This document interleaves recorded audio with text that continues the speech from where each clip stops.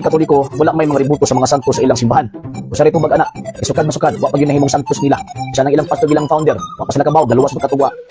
Unsa day ibig sabihin anang santo mga igsuon? Kung atong tan-awon diri ang kahulugan sa santo kay ang isang santo ay isang particular na mabuti o banal na tao. Ginagamit ang katagang ito sa Kristyanismo. Iba't ibang kahulugan sa iba't ibang denominasyon. Kung basahon nato diri sa Bible sa 1 Corinthians 3 verse 16, hindi niyo ba alam na kayo'y templo ng Diyos at ang Espiritu ng Diyos ay naninirahan sa inyo? Ang sino mang wawasak sa templo ng Diyos ay parurusahan niya dahil banal ang templo ng Diyos. At ang templong iyon ay walang iba kundi kayo.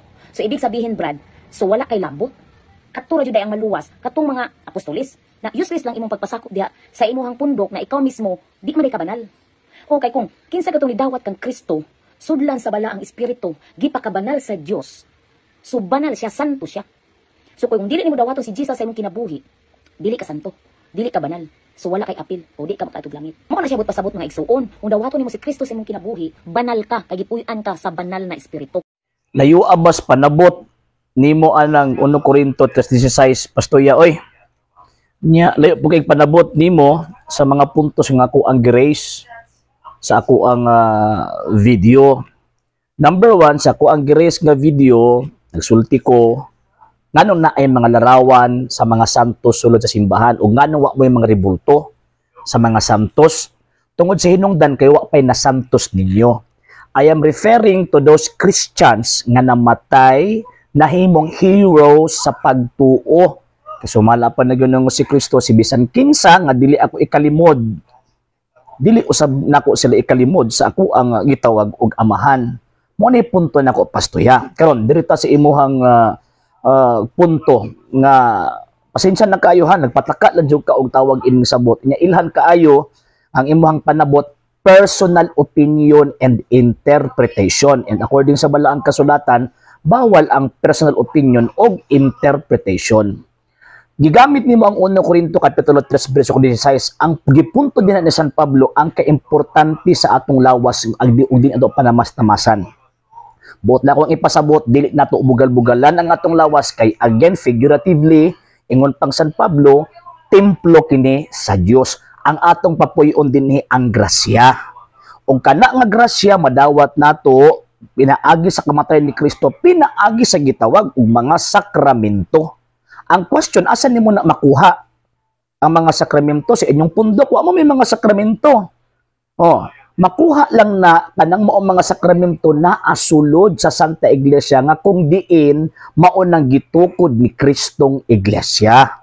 Mao na nga si bisan kinsang musulod ini kining maong gitawag og simbahan na nga lawas ni Ginoong Jesucristo o nya pagkahuman mutuman sa kabubuton ni Kristo mudawat sa mga sakramento maluwas.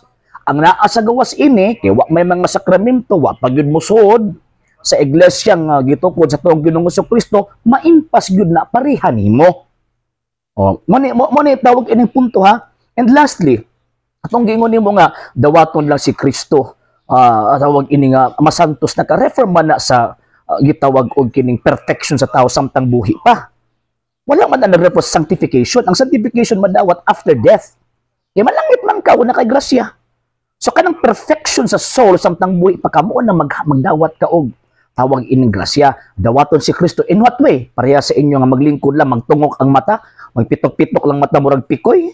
Nga maingon na gidawat na nako si Kristo akong personal nga manluluwas. Luwas na ko gipangluwasan ra mo.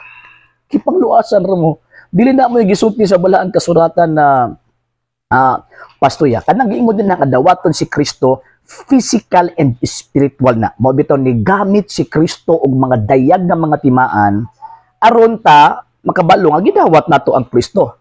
So unsa man na mga sakramento. Mabataw sacrament, it is an outward sign instituted by Christ to give grace. Paghatag og grasya. Dili man ang Katoliko nagtukod ana. Ang nagtukod sakramento ang Ginoong Jesucristo nga mo'y founder sa Iglesia Katolika Apostolika Romana. So, kung amo ang dawaton, nakadawat ni grasya, among madawat si Ginoong Jesucristo.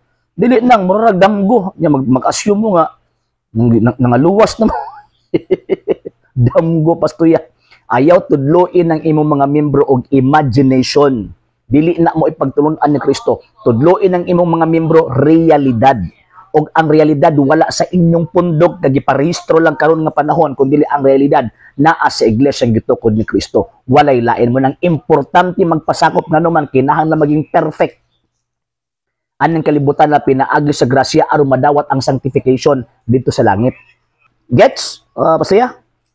Sa hindi pa po nakapag-follow sa mga pages po natin, i-follow nyo po yung mga pages po natin, RJ Horolanciano II, TV Apolia Punto Argumento page, Kuya Apologist TV page, and RJ's Vlog 2022. And pwede rin po kayo mag-send po dyan ng Facebook stars. And also, sa ating po mga channels, sa hindi po nakapag-subscribe, i-subscribe po ninyo yung mga channels natin, Dalay Catholic, Apologist International Official, RJ Sano II TV, Kuya Apologist TV, and Barrio Kawayan Religious Forum.